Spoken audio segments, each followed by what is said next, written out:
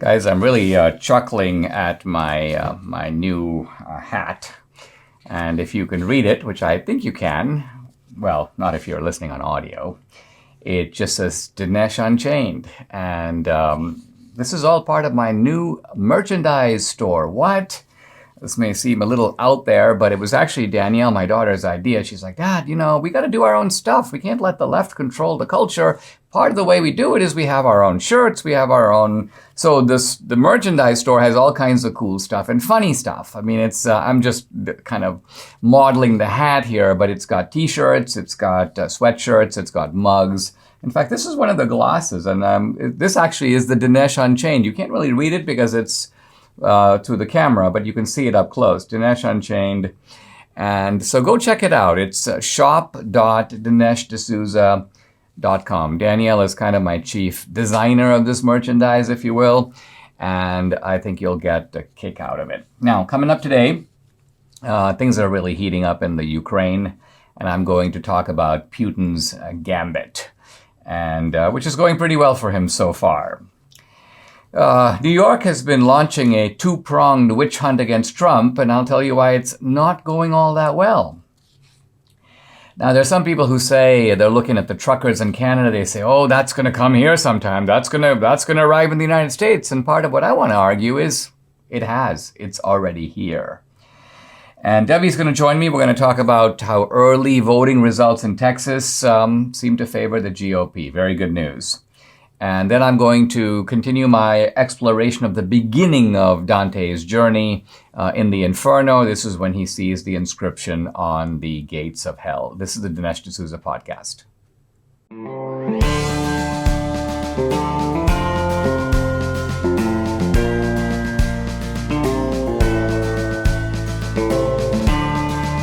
America needs this voice. The times are crazy. In a time of confusion, division, and lies, we need a brave voice of reason, understanding, and truth. This is the Dinesh D'Souza podcast. The Russians are now in Ukraine. The Ukraine crisis has escalated, if you will. And already we're beginning to see that our enemies around the world are getting emboldened. They're really moving. And who's next? Probably China. If China sees that Russia is able to gobble up the Ukraine, or even checkmate the Ukraine without needing to have a full-scale invasion, and if China sees that Biden is just bungling and mumbling and Kamala is cackling, and the rest of the Western alliance is fulminating but ultimately doing nothing or nothing meaningful, then China goes, hey, this is our opportunity. We've got this bungling fool in the White House, a senile dotard, and so there's nothing to worry about. It's a Democrat in the hot seat, and this is a moment of opportunity for us. I was reading the Biden statement that they put out, and it's just so weak and pathetic. Things like, well, we're our best wishes go out, our hearts go out, we're standing with the people of Ukraine. And then it goes on in an almost mechanical way to talk about Biden's, I'll be making some phone calls. I'm just putting myself in the place of Putin and reading this and just thinking, wow, this is a kind of, what is this? I mean, this is a kind of demented drag queen empire that is showing on its last legs. That's the impression, I think, that we're projecting on the world stage. Our enemies are scornful. The rest of the world, I think, is gazing in dismay and horror. And quite honestly, this is something that, well, I won't say we did. I didn't do it. You probably didn't do it. But some Americans did do it. They put these clowns, they put this menagerie in charge.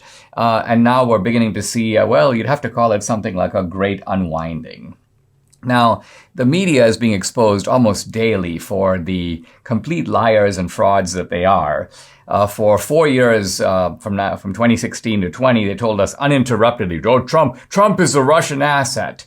And my question is, if Trump is a Russian asset and Biden was always ready to stand up to Putin, Biden goes, I'm the last guy Putin wants, in power. If that's the case, why didn't Putin invade the Ukraine when his fully owned puppet, Trump, was in the White House. Think about that. And the fact that he didn't makes you question the premise. Well, maybe Trump is not a Russian asset after all. Maybe all of that was just flim-flam that was being put out by the media.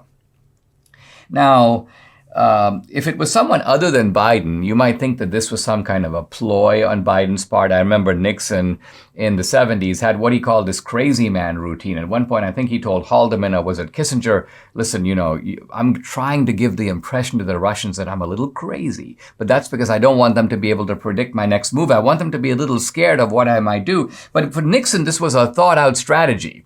So I think to myself, is Biden putting on the kind of decrepit old fool act? Is he trying to no, I don't think so. I think he is a decrepit old fool. He's not acting. This is not an act. Come on, man. Don't do that. We don't really need you in Ukraine. I've been getting 50 grand a month from the Ukraine. It's been really good for my family. So, here you have Biden. He's like, we'll take 50 grand for family expenses from the Ukraine. And here's Putin. We'll take Ukraine. Wow. Now, Trump, of course, is all over this, and he goes, listen, there's no reason this should have happened. It wouldn't have happened if I was in charge, and I think we kind of deep down know that's true. Because think of it, Putin's the same guy that he was before. Putin hasn't changed. So what's changed? What's changed is American leadership, and even today you have to put that word in quotation marks. A small example of this is that Trump, the so-called Putin puppet, blocked the Nord Stream 2 pipeline. Biden comes in and he okays it. Now that the Russians are making their way to Kiev, Biden's like, I'm going to pull back my support for the Nord Stream pipeline. So I guess his support lasted a few weeks. But this is the kind of dithering, appeasement-oriented type of leadership that emboldens adversaries. And then there's also the hypocrisy that undermines a little bit of our support for our own governments. For example, if you're a Canadian, you're one of these truckers. You're sick. Your life has been essentially shut down. And then here's Justin Trudeau, cutting off your bank accounts. And here's Trudeau. I'm going to quote him. He goes, Canada stands against authoritarianism. And so we're going to be supporting sanctions in the Ukraine. I'm thinking, what? If Canada stands against authoritarianism, what have you been doing in your own country? So it's difficult today to con people with this kind of thing because they're going to look first at home. And so even the old distinction between the free world and the authoritarian world has deeply eroded. There's a lot of unfreedom going on right here in the United States. There's a lot of unfreedom going on in Canada and in Europe. And so we've got to get a little bit off our old Reaganite high horse here because our own governments are a greater threat to us in some cases than Putin. Your life, for example, is it more endangered right now by Putin or is it more endangered by Biden? Are you more afraid of some Russian Cossack, some soldier in a kind of khaki outfit? Or are you more afraid of the FBI under Merrick Garland being ordered to raid your house?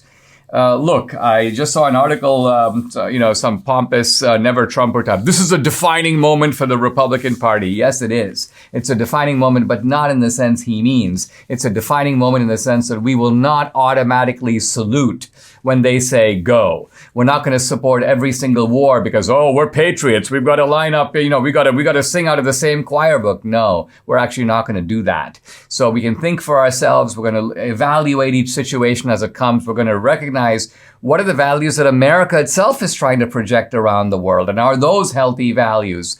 And if we look out for our own self-interest and we look out for our own backyard, the Russians are going to be doing the same. And the same leftists who keep saying things like, think of it, when they're talking about immigration, suddenly it's like, you know what, we don't care about borders, Dinesh. Borders don't really, what's the point of a border? Besides, in a globalized world, we don't need borders. Suddenly these same people were very concerned about the integrity of the Ukrainian border. Yeah, well, wait a minute. Isn't that the exact opposite of what you have been telling us insistently for a long time? So suddenly we're kind of onto your rhetorical charade. We recognize that there's no principle, no consistency behind it. And as a result, we're going to be obstinately reluctant to go along.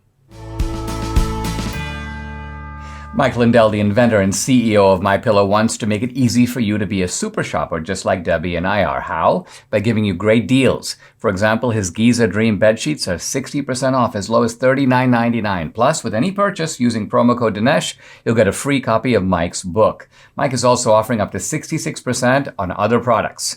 Wow. He has over 150 of them, and all the MyPillow products come with a 60-day money-back guarantee and a 10-year warranty. Call 800-876-0227. That number again, 800-876-0227, or go to mypillow.com to get the discounts. You got to use promo code DINESH Dinesh. I want to talk briefly, a topic I don't normally cover in the podcast, which is Trump's finances. But the reason I'm covering it now is because the kind of legal investigation of Trump's finances, which is a two-pronged effort, both prongs, by the way, being conducted inside of New York, the leftist Democratic establishment of New York, which is to say the Manhattan District Attorney on the one side and the New York Attorney General, Letitia James, on the other. And both of them are trying to get Trump. And they've been trying to get Trump, by the way, since day one. And the finances is just the latest effort to do that. And it looked like it was actually going pretty well for them, because I saw a statement from Trump's accounting firm called Mazars.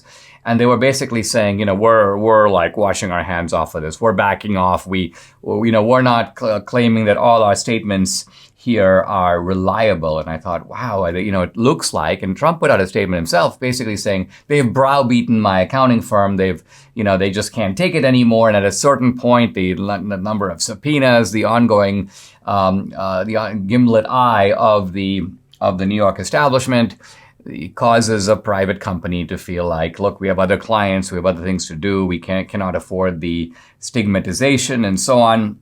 And so it looked like this was a bad news. This was a reversal for Trump. This was actually this was going to stimulate further aggression by the New York authorities. But now I see in the New York Times, the two leading prosecutors leading the Manhattan District Attorney investigation into Trump's finances have both resigned. And why have they resigned? Well, apparently they've resigned because they went to the Manhattan DA and they said, this is a guy named Alvin Bragg, and they said, here's our evidence against Trump. And that guy goes, well, this is not going to fly. There's not much here. And so these two guys, Kerry Dunn and Mark Pomerantz, basically go, okay, well, if we don't have enough, we're out of here. And so for a long time, it appeared like all this stuff was cooking. By the way, the grand jury had been convened by the previous DA, a guy named Cyrus Vance. But then Cyrus Vance said, I'm not going to run for re-election. But the grand jury was kind of meeting and hearing witnesses and hearing testimony. In fact, Trump's longtime accountant went before the grand jury.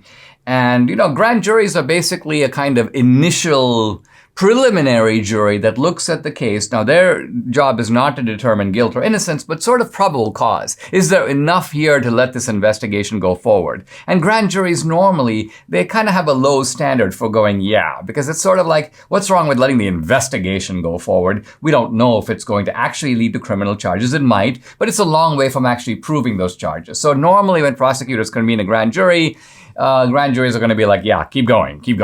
But in this case, the grand jury appears to be sort of stalled. Nothing's really been happening for a while. And of course, you've got reporters camping out outside the Manhattan courthouse to see what's going on with the grand jury. And to their disappointment, the answer is it's all quiet around here.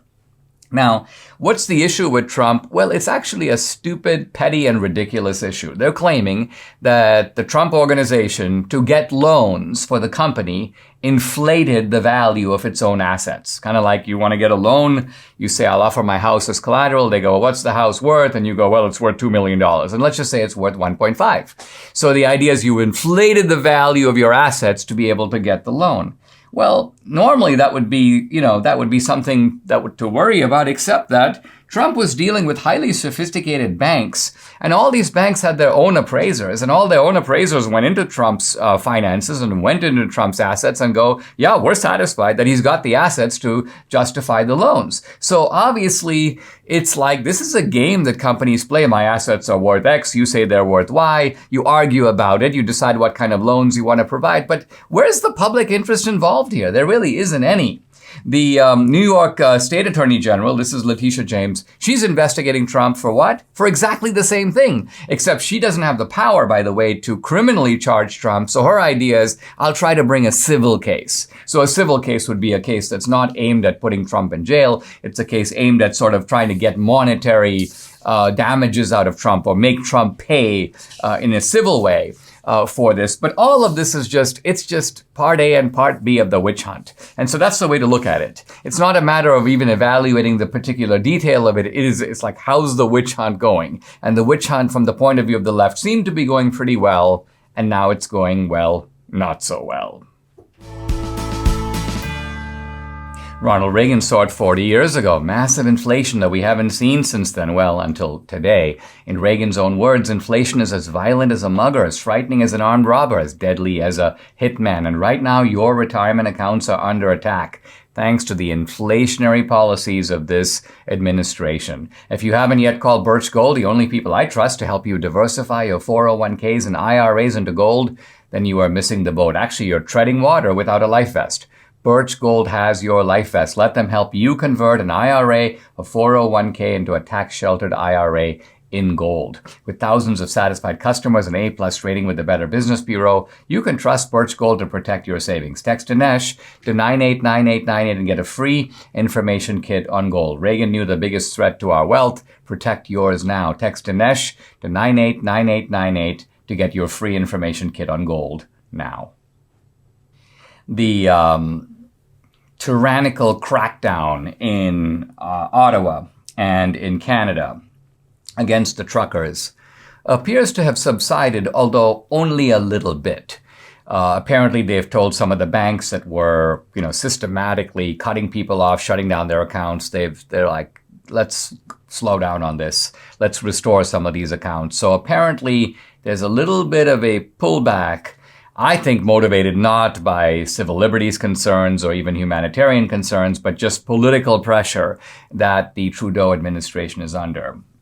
But nevertheless, one of the themes that I'm reading about and seeing in conservative commentary is, this is very troubling because there's been such a rapid metamorphosis in Canada toward tyranny, and that could come to the United States. But I think a lot of the people who say this, and some of these Republican establishment figures who are echoing this, don't realize that kind of tyranny is already here. In fact, arguably, and Julie Kelly actually in American Greatness does argue this, she goes, we sort of invented it. We started this. The January 6th prosecutions have been a kind of model for the Canadians. The Canadians have been learning from January 6th. And not the other way around. I mean, here's a little tidbit. Here's Steve Bell, the acting chief of the Ottawa Police, and he's making a public announcement. He says, if you're involved in this protest, we will actively look to identify you and follow up with financial sanctions and criminal charges, absolutely. And he goes on to say basically that this is an investigation that will go on for months. And he goes, we're going to get the people who, quote, took over our streets. Now, notice the close similarity between what he's saying and what actually happened on January 6th. We're going to look you up. We're going to find you. We're going to use geo-tracking and other ways to get you. Don't think you're going to get away with it just because you got home. We're going to find you and we're going to prosecute you and we're going to criminally charge you. They could have added, we're going to put you in solitary confinement. We will keep you locked up for a year or more, even if you are charged with only a misdemeanor or nonviolent offenses, quote, parading in the Capitol. By the way, a public building that's supposed to be the people's house. And the other thing is there's a massive, massive allocation of resources to January 6th. And Julie points out it's thousands of Justice Department employees, FBI agents from 56 field offices around the country. In fact, Merrick Garland has confessed this is the biggest investigation in the department's history. More than 730 people have been arrested for January 6th related events. And by the way, that is 3 times the total number of federal arrests in the Antifa BLM riots. So think of it, the Antifa BLM riots lasted for like months. They resulted in far greater carnage, much greater violence, much greater death and destruction. And yet, the number of people arrested in all those riots combined, 1/3, which is to say somewhere around 250 people total. Another interesting phenomenon is that the Trudeau government has been asking people to sort of turn in their family, turn in their neighbors, let people know, oh yeah, my neighbor down the street, you know what? He's a trucker. He's involved in the protest. Let's go, you go get him. Same thing with January 6th. The FBI is always putting up notices. Do you know a family member or a cousin of yours, or do you recognize this guy from your high school as having been inside the Capitol? And, rat him out. Tell us his name. We'll go get him. We'll send some SWAT teams. We'll send some helicopters. So this mobilization of terrifying force, of shock and awe, you might say, but against our own citizens, this is not something that Trudeau came up. This is something that was patented well over a year before right here in the United States. And one may say that the Canadians are taking our example, not the other way around. A third of Americans regularly suffer from nausea. My wife Debbie had a terrible time flying. Yeah, I really dreaded flying, but about 15 years ago, I found this great device that took away my nausea. And I never, and I mean never, go on a flight without it. I also have some hormonal vertigo, and my relief band makes it go away really, really quickly. So it's just an incredible band.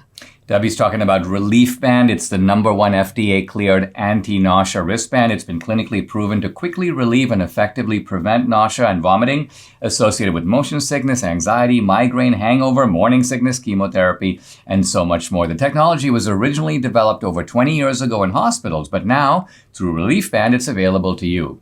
Relief Band stimulates a nerve in the wrist that travels to the part of the brain that controls nausea. Then it blocks the signal your brain is sending to your stomach telling you that you are sick.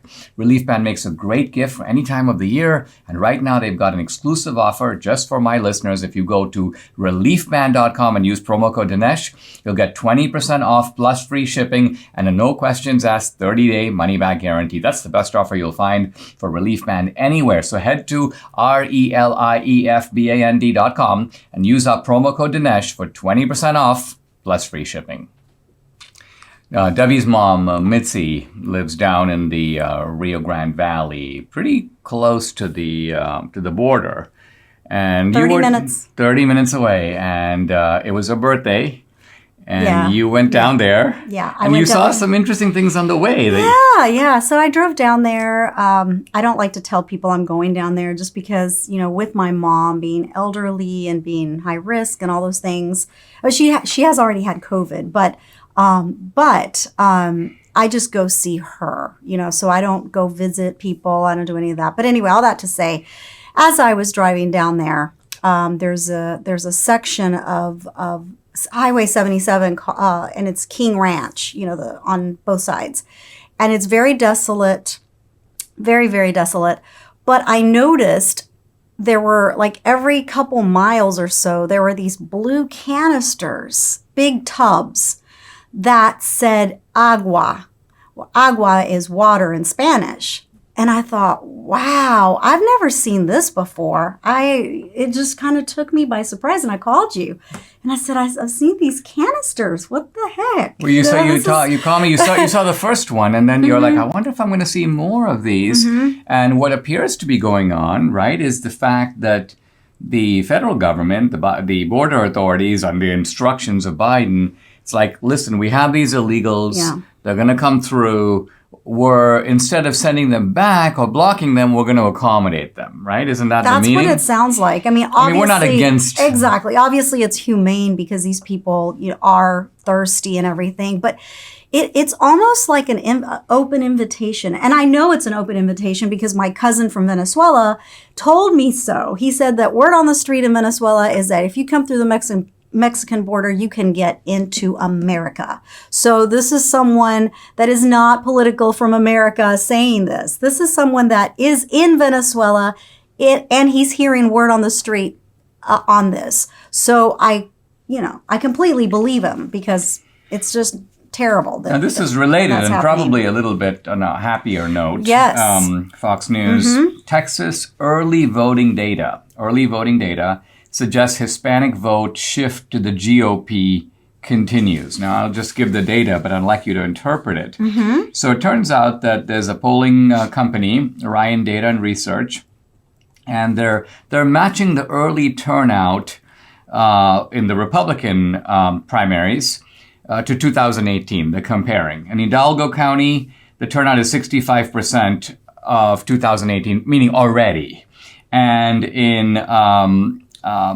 Cameron County, 76%. Yeah. Now compare this with the Democrats. On the Democratic side, Cameron County only 59%, and Hidalgo County 47%. So I think, to me, that suggests not just the volume, but the level of voter enthusiasm. Oh, absolutely. Well, my mom lives in Cameron County, and so Harlingen, and the signs, the yard signs, the billboards, all Republican candidates. I've never seen this before. I was so excited to see this. Well, I mean, this is a little telling, because I remember when Trump was drawing all this support from Hispanics, you were concerned it's only Trump. It is the personality of Trump, and that this is not going to carry through to other Republican candidates, but it appears like it is. I think so. I think, the reason is because I think Trump made them realize he articulated the values of a Republican in a way that no one else ever had. And that's all that we needed to hear from him. So here's a guy, this guy's running for Texas Land Commissioner. So this is, he goes, I've spent a lot of time in Cameron, Hidalgo, and Willacy, and all the counties in the valley. This has been Armenta. And he goes, and there's just been a very different vibe with Republican voters. And he says there's a new and different type of energy. And he goes, when as a Republican candidate, I'm talking to them, and I just asked them in the last 13 months, is anything better for you? He goes, the answer is no. So looks like the message is getting through at the bottom level. But I will say this, it's really important. And I remember just growing up in the Valley, we were forgotten, really, from Republican candidates. They didn't come down to the Valley. I guess they thought, why waste our time if the Valley is already a blue area? We don't need to go down there. They're going to vote Democrat anyway. But see, Trump never did that. And I think that because of that, the people in the Valley were able to know, you know what, I think I've been voting for the wrong party all this time. And Reagan did that. And that's how I became a Republican, because Reagan went down there. So don't be shy, Republican candidates in Texas. Go down to the Rio Grande Valley. Don't write it off. Don't write them off. And the largest significance here is this. The Democrats have certain kind of bedrock states, California, New York, and they've got those locked in. And what I mean is it's very difficult for a Republican to win statewide in New York or in California. But Texas, which is the bedrock of the conservative side, has been a little fragile. And the Democratic hope in Texas is based upon the idea that as the ratio of Hispanics to non-Hispanic whites increases, Texas will kind of inevitably slide into the Democratic camp. I think and it's thrilling to I think they're waking up and going, oh no, our plan is not working. Oh. I mean, I would say for as long as I've known you and long before, a kind of a heart for Venezuela, but you've also had a heart for the Rio Grande Valley. Of course. Yeah, that's half of my identity. Yes, right. Yes, absolutely. And as I've always told you, my dream was to turn the Valley red. Right. Yeah. No, absolutely. So it looks like, your first dream, which is basically the rescue of Venezuela, and you want to show me Venezuela's one day, and we don't know if that day will ever come, but at least on a different note, and in the Rio Grande Valley, it looks like the Rio Grande Valley, believe it or not, might help to secure and keep Texas red. If you suffer from aches and pains, and I'm the queen of aches and pains. Well, I wouldn't say that, but nevertheless, if you do suffer from aches and pains, we've got the remedy for you, and it's called Relief Factor. Relief Factor it works. I mean, the key to it is it fights against inflammation, and inflammation is the source of aches and pains. It's the source of why people hurt so much. And their Relief Factor has all these customers, and they keep ordering more for the simple reason that they know it works. And somebody else who knows it works is like right here. Yeah, so talk about your experience. Well, when I started trying Relief Factor, I had really bad shoulder pain. I believe it's called frozen shoulder. And I couldn't lift my arm. This was about as far as it could go. I couldn't lift it. I couldn't exercise, do anything. And I started trying it. And guess what? Within, I would say a couple of days, it worked like a charm. It was great. But when I stopped taking it, the pain came right back. So I'm a believer. Never be without it again. And I just love it. I mean, it makes a difference in your ordinary life. And I've just noticed you can exercise, you can do all the normal things. So listen, to get out of pain, order the 3-week quick start for the discounted price of just $19.95. What a deal. Go to relieffactor.com or call 833-690-7246. That number again, 833-690-7246, or go to relieffactor.com. Feel the difference. Debbie and I were talking this morning about the Supreme Court, because we're noticing a trend on the left to go after Clarence Thomas. And the way they go after Clarence Thomas, at least this is the latest way, is to actually go after his wife. This is Ginny Thomas, whom we know, and who's a feisty, politically active, engaged, very interesting woman. And here's an article in CNN which says that the biggest threat to the legitimacy of the United States Supreme Court is not its potential expansion, nor the likely reversal of Roe v. Wade. It is Ginny and Clarence Thomas. What? Well, Jill Filipovic, who's the author of this article, goes on to say, oh, it's very troubling, and her basic argument is this. I'm just going to sort of read it. Judges are supposed to evaluate cases impartially. What, honey? The left is discovering the virtues of impartiality. They've got to just read the Constitution and apply it, And then she goes on to say, given his wife's involvement, there's no way for the public to trust that Thomas will impartially judge the cases. Now, what is his wife's involvement? Well, his wife appears on Zoom calls with guys from the Heritage Foundation. She's active in a whole bunch of political causes. Now, it's kind of weird, honey. We've been hearing from the feminists, women are not an extension of their husbands. Women have their own life. Women should have their own professional involvement. But now, apparently, it's the one and the same. Now, suddenly, Ginny Thomas has no right to do any of this. This is really casting a doubt on Clarence Thomas and the Supreme Court. And, of course, your point was to stress the hypocrisy of this argument. More importantly, the hypocrisy of this. Because as we know, liberal judges are activists themselves, not their spouse, but themselves. They are activists.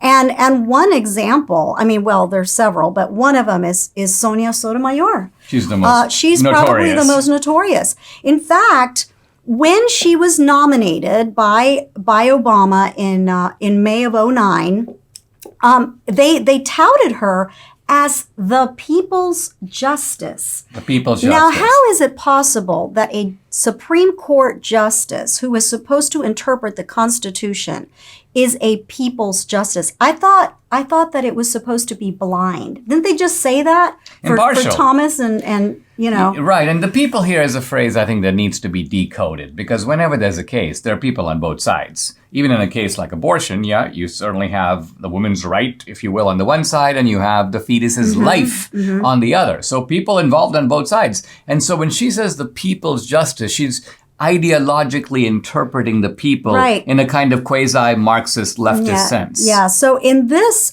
in a National Review article from, I guess it was 2016 maybe, they basically said Sotomayor's heated rhetoric seems to make reference to an overarching vision of the justice system that is flawed. Her belief that people with certain life experiences ought to see the law differently has long been clear. So how is this not bad? Well, right. What they're getting at here is the kind of application of almost a kind of critical race theory to the law, which is to say that sort of disadvantaged minorities have one set of rules that apply to them, and they have a unique set of perspectives. They don't fall into the general kind of objective view of things. They're looking at it from a different angle, and the judge needs to be a partisan on their behalf. And that's obviously, and obviously she's not. In this case that was decided, she was basically trying to fix cosmic injustice, and that is not her job. I mean, Clarence Thomas, whatever you think, you can disagree with his rulings, but he's actually maintained the decorum of the court. By contrast, here's Sotomayor in the wake of some of the court's recent abortion considerations. She goes out there and she talks to young women and says, listen, you're going to have to get out there. You're going to have to get involved in the state, at the state level. You're going to have to be activists. So here's a Supreme Court justice literally engaging in outright political activism and exhortation. And meanwhile, I think Jill Filipovic, who wrote this article, knows all this. Yeah, but she kind of conveniently forgets it. She puts it to the side. Yeah. Well, it's not even that. It's basically that she thinks it's okay for her side to do it, but not for our side to do it. That's basically the gist of it. Yeah, so I think that if you're the Thomases, the idea here, I think, is to put moral pressure on Ginny Thomas to sort of step out of the arena. And my advice to Ginny Thomas is, hey, Ginny, you know what? Yeah. Laugh your head off at all this stuff. These people are complete fakes. Their arguments make no sense. They're not applied consistently. Yep. So do not feel intimidated by this kind of foolishness. And she's actually advocating for them to pass a law to make that illegal for Thomas to sit on the bench because of his wife. So imagine that. I mean, it's just pure hypocrisy. Yawn, snooze. Then that would mean that law's not going to happen, honey. This is just pure. No, but it's just so maddening. It just makes me so upset when they themselves elect president, their president on their side, so that they actually put activists on the court. That's the whole reason. Well, it's the same thing the left does with the Constitution itself. Generally, they don't like the Constitution. They're always talking about the living Constitution, moving away from the Constitution. But when it comes to impeaching Trump, suddenly it's the founding fathers. Suddenly the Constitution is dead. Suddenly a deep reverence for the Constitution obliges us to take these actions. Oh, yes. So you're dealing here essentially with... you know what? We can see right through them. Yeah, I think that's the change here, that at least in the past, these people were smarter. They were more subtle. They would say things like, well, granted, we have activists on our side. And so there was at least some rhetorical effort to accommodate the other side of the... Now they pretend like there is no other side and they count on us to be total dummies and not notice. Wait a minute, activism? Isn't there a lot of activism going on your side? Well, sure there is. I know we're all feeling little helpless these days, but I have a plan for you, and it's not only good for America, it's good for you too. By joining AMAC, this is the Association of Mature American Citizens, you, along with 2.3 million other AMAC members nationwide, will receive countless benefits and discounts while helping to save the America we love. It's not bad for just $16 per year. My friends at AMAC are working hard to uphold your American values by taking your concerns straight to Capitol Hill with their action advocacy team. So don't feel helpless, because AMAC provides a way for each of us to be heard, all at the same time while enjoying great benefits. Sign up for AMAC today. Go to amac.us/Dinesh. And if you're already an AMAC member, well, be sure to go online to renew today. AMAC will help you help America. So sign up. Add your voice to the millions of other freedom-loving Americans. Again, go to amac.us/Dinesh to become an AMAC member like Debbie and I have. I'm noticing a new theme in leftist discourse or leftist commentary. It's the tyranny of parenthood. Here's an article in New York Magazine. It's called Household Tyrants. Now, we all recognize that there are certain dysfunctional families in which you've got parents who are abusing their children in some way. And of course, there are extreme cases where children are taken away from abusive parents. But that's not actually what these people are talking about. They're talking about parenthood as being inherently tyrannical. And the reason that they're going here is because Republicans around the country are asserting parents' rights in education. As a parent, I have the right to protect my child from being racially indoctrinated, from being given all this propaganda, from being forced into critical race theory. Also, I have the right to know if my child is being propagandized about their gender identity, if they're allowed to, they go to school dressed as a boy and they're at school, they're dressed as a girl because the teacher is supplying the outfits. And, so in other words, what games are the schools playing with our children? Parents are suddenly beginning to notice that these schools are taking, you may say, liberties with children that parents didn't know about, but now they're finding out about. And the left, of course, is shrieking. And now the basic logic of parental rights is simply this. A child is not developed, mature, can't make those decisions on their own. B, these are our children. So the children belong to to dad and mom. They don't belong to the state. They don't belong to the school. The teacher doesn't own them. And so the parents are their custodians who are supporting them, paying for them, raising them, and have the responsibility to kind of usher them, to transition them, but not from male to female or female to male, transition them from childhood to maturity, to adulthood. So that's the basis of parents' rights. Who other than the parent is going to carry out that function? Well, of course, the left is obsessed with the issues of racial propaganda and the trans issue. And so they're like, we've got to dilute the authority of the parents. And so you've got this article, which basically makes the point that they say the political right, insists that what's good for parents is good for kids. And I would say in general, yes, I do assert that, and it's true. And then they say, this is not necessarily the truth as any queer person can say in return. No, I don't think that example actually proves the opposite, because the simple truth of it is, even if you have a gay child in a family, it is still true that the parent is the custodian of that child, and the parent is in the best position to determine the so-called rights and autonomy of that child. Why? Because that child is still in the care of and under the support of those same parents. And so we get a lot of this nonsense. The idea that children are already people. Well, infants are already people. So the unborn are actually all already people as well, if I can throw in that little reminder. But unable to make the case against the parent, this article by Sarah Jones, this article, Household Tyrants, finally breaks down.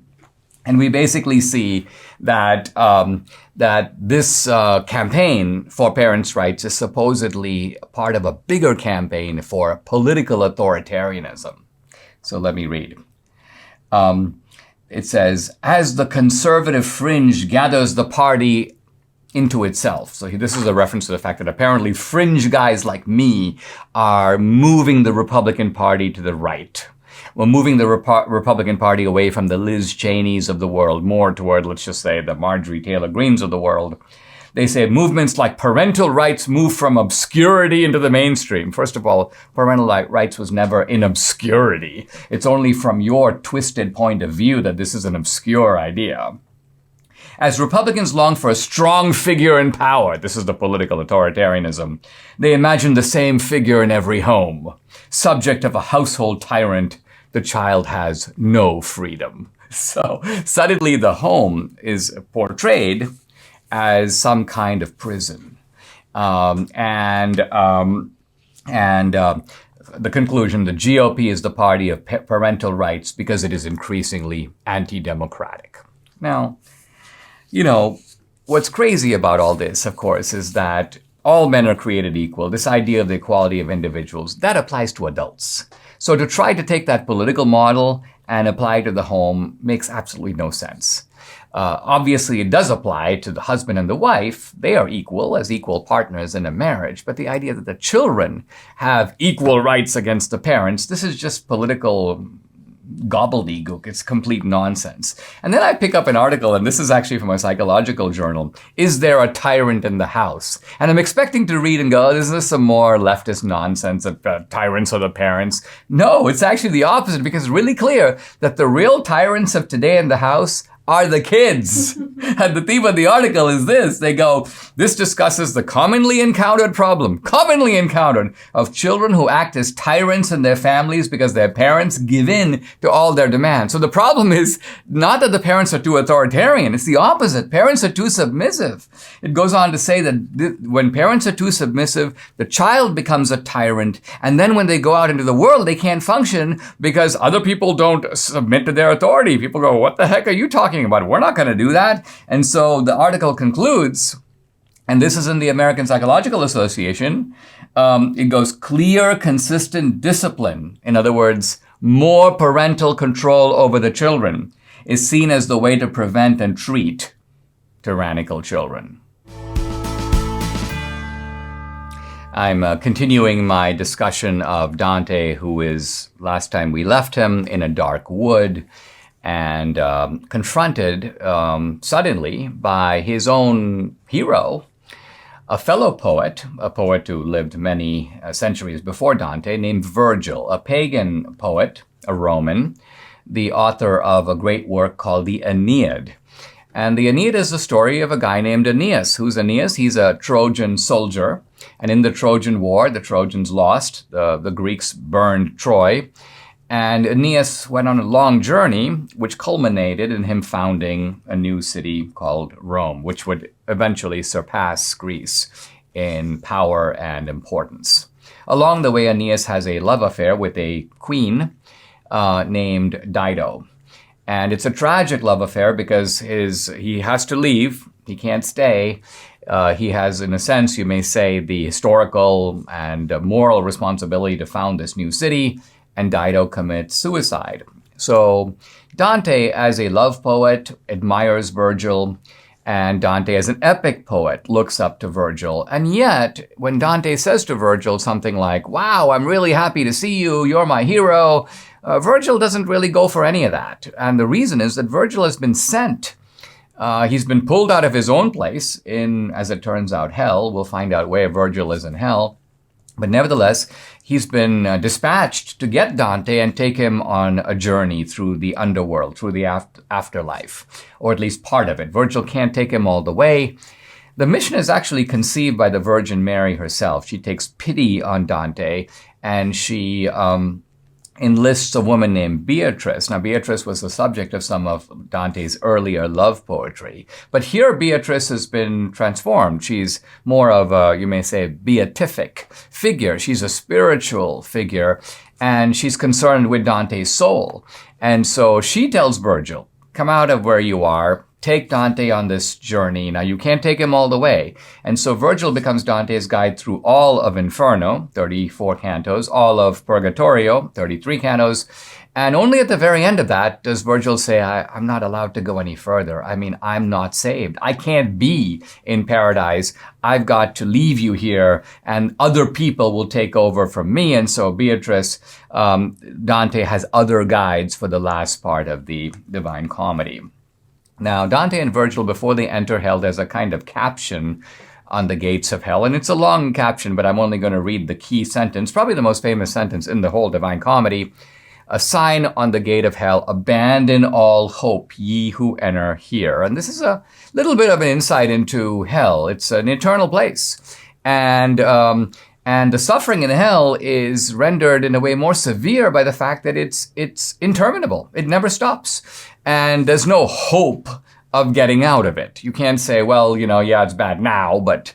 And what's interesting is that Dante takes this in, and his immediate reaction is, how cruel these words. This is Dante. "Master," he says, "these words I see are cruel." So you get here the idea that Dante, and we're talking now about Dante the pilgrim, not Dante the poet, is reacting in you may say, the normal human or even liberal way. What a cruel idea on the part of God. Oh my gosh, create a place where there's no refuge. You're never going to have any hope. Wow. And interestingly, Virgil doesn't dispute him. But the reason Virgil doesn't dispute him is not because Dante is right. Virgil does not, in fact, agree. Dante the pilgrim is deluded here. Remember, he's in a dark wood. We cannot at this point, and this is part of what makes reading the poem so interesting, is we kind of feel like we got to go with Dante. Dante's reactions to things are like the way to think. No, Dante the pilgrim frequently makes mistakes, makes errors of judgment, himself falls when he comes across sins that kind of are tempting to him or sins that he's engaged in. He's like unbelievably sympathetic. Oh man, yeah, that you were really wronged. And all of this is a lesson for the reader that we have to separate Dante the pilgrim from Dante the poet. This is not Dante the poet's considered view. This is the pilgrim stumbling and learning along the way. And so they go past the gate and into the outer portal of hell. And the first circle, we're now like in Canto 2 and 3. And what we find in Cantos 2 and 3 is that hell at the beginning does not seem to be like that bad. Why? Because there doesn't appear to be there's no fire, there's no torture, there's no screaming or shrieking. It's very quiet. And the first group of people that Dante encounters is a group of people, kind of surprising. These are, well, they're called by Dante commentators the neutrals. The neutrals. This is Virgil describing them. This wretched state of being is the fate of those sad souls who lived a life, but lived it with no blame and no praise. They are mixed with that repulsive choir of angels, neither faithful nor unfaithful to their God, who undecided stood only for themselves. So, this is the kind of person, and apparently there's an equivalent in the angelic community, who is a neutral. Listen, I'm not going to make a decision. I'm not going to go this way or that way. I'm going to stay out of this one. So this is not just the I'm washing my hands off of things. This is the person who pretends to be more rational, more calculating. I'm waiting for the evidence to come in. We know people like this as agnostics. I'm not for God, but I'm not against him either. I'm just waiting for proof, Dinesh, And what Dante is getting at is these undecided, these neutrals, in not making a choice, are making a choice. Dante's point is, in the end, you do have to choose. Why? Because life is not permanent. At some point, you've got to go for it. And this, by the way, is true not just when it comes to the fate of your soul, in which when you die, all undecided votes, by the way, become no votes. But this is true in marriage. It's true in so many things. You can't say, well, you know what? I'm dating this woman. She seems nice. I really do like her. I think I might even love her. But you know what? I don't really know what the next 25 years is going to be or 50 years is going to be with her. I don't know. I'm just going to wait for the data to come in. Well, you know what? The data's never going to come in. You're never going to know for sure. At some point, you got to decide. And if you keep wavering, I'm agnostic, she's going to marry someone else. And that's going to be the end of it. So this is Dante's point. And so these neutrals they're not harmed in any way in hell, but it's sort of like they're nothing. And even Virgil says, quote, "The world will not record their having been there. Heaven's mercy and justice turn away from them. Let us not discuss them, look, and pass them by." And Dante doesn't name a single one. So in a sense, the undecidedness, I won't choose, I won't take a stand, Dante identifies with you don't really matter. In fact, you're turning irrelevance into a virtue. You will not take a stand for what is right. And therefore, when time comes for judgment, the right itself will kind of turn away from you.